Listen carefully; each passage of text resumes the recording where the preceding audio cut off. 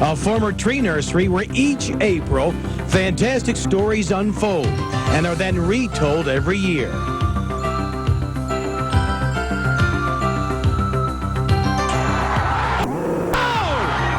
They come with their clubs and caddies, hoping to become the next legend, or for some, to prove they still have the magic. But when this year's Masters tourney is complete on Sunday night, only one man will have the honor. The feeling of knowing what it means to slip on and be inside the green jacket. Hi, everybody. We're live. We are live at the Green Jacket. Paul Davis.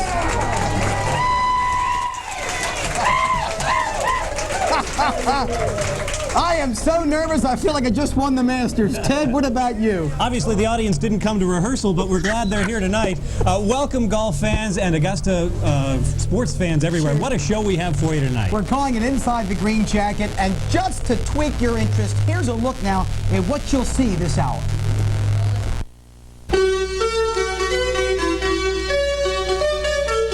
Up first, you'll relive the '94 Masters, dare I say, the thrill of victory and the agony of defeat. You'll meet a man whose life priorities are God, family, friends, and golf. Tom Lehman, last year's second best. Ted Alexander gives you an up-close and personal look at the PGA Tour's Mr. Personality, Peter Jacobsen. And there's an interesting crop of rookies playing the Masters this year, including one man who learned how to play by imitating magazine pictures. What's it like being married to Jack Nicklaus? You'll meet Barbara. And what exactly did Gary McCord say on the air last year that got him off this year's CBS broadcast? And finally, golfer superstitions. Who has them and who doesn't? It's all coming up on Inside the Green Jacket.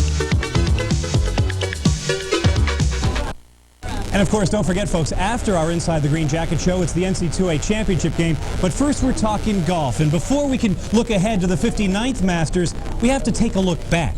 It seems like year in and year out, the Masters is decided on Sunday afternoon, the last 9 holes, and 1994 was no different. I don't think I have, I do realize what I have accomplished this week, but hopefully in the next few weeks I will realize it. Jose Maria Olazabal has had a full year to soak it all in after becoming only the second Spaniard to win pro golf's most coveted championship. The Green Jacket was a perfect fit after a near-perfect final round. Along the way, he had to block out challenges from Augusta favorite son Larry Mize and Minnesotan Tom Lehman. Mr. Mize first. On Sunday, he was tied with Jose at 8 under after this par puddle number 11. But then, in the heart of Amen Corner, number 12, a not-so-nifty chip shot led to a bogey, to 14 and another bogey, and then the killer on number 15. Well, that should have turned to the right, so I can only assume he jerked it a little. 9 times out of 10, Larry Mize makes that one. He was out of the hunt and went into the record books third best in '94.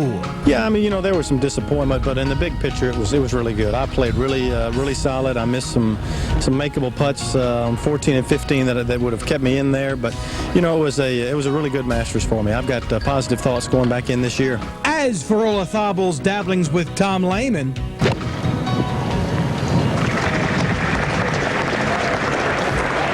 That's right at it. Beautiful shot. Exquisite shot. The best of the day. it sure looked like the golf gods were smiling down on 93's third-place finisher. Lehman's chances for an eagle here on 15 and a tie for the lead seemed a foregone conclusion, but the eventual champ had a better idea. That's a wonderful putt. Oh! Eagle 3 for Jose Maria Olazabal, with Tom Lehman looking at an eagle opportunity of his own. How in the world was Lehman supposed to focus after that? His try for the eagle.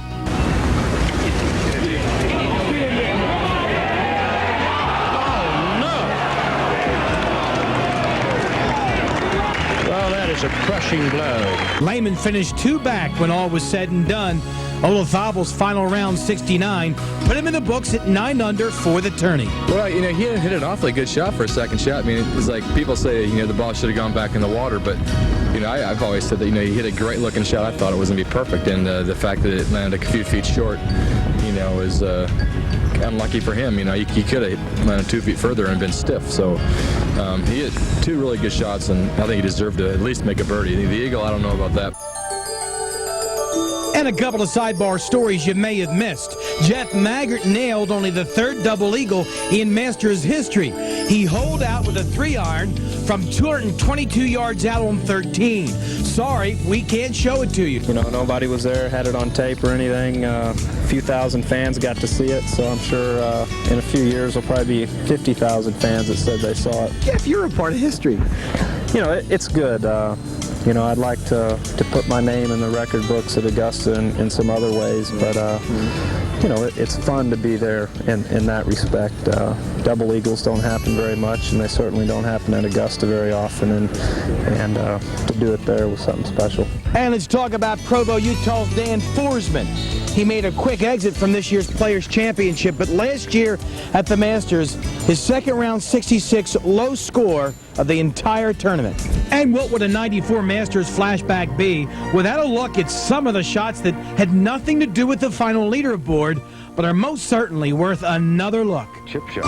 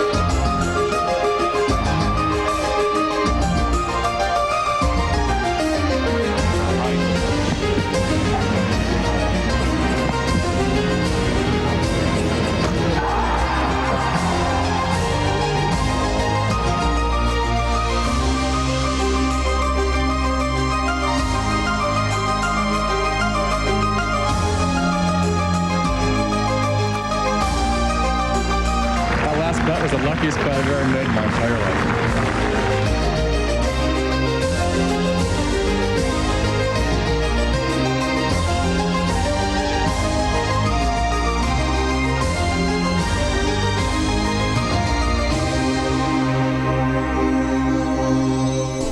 That is bona fide goosebump material. You now know why people look forward to the Masters Golf Tournament 52 weeks a year. We are pumped, and I know somebody else who is pumped tonight. Our lead news anchor, Richard Rogers, is in this building. Richard, come in.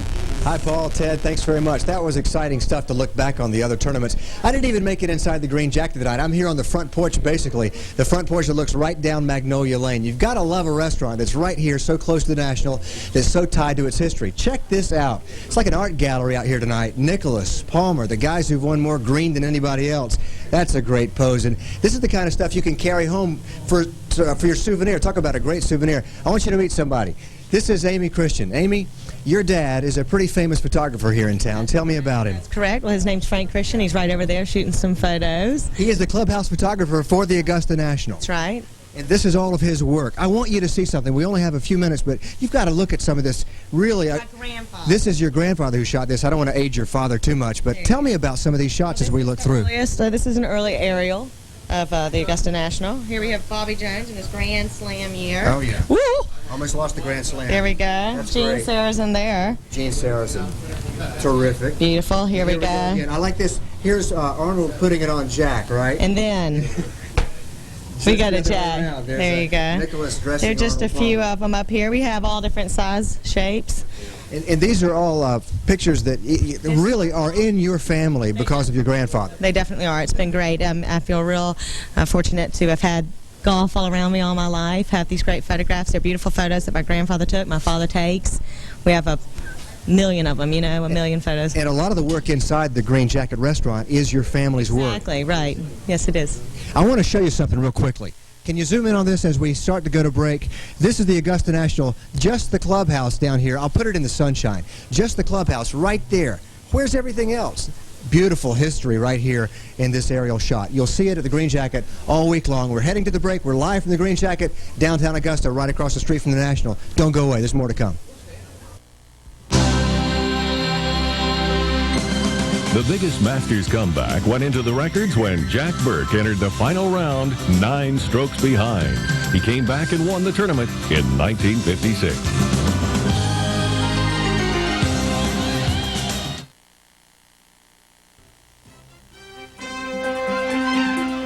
Welcome to this special presentation of Inside the Green Jacket, sponsored by Johnson Motor Company, the driving force for Cadillac Olds.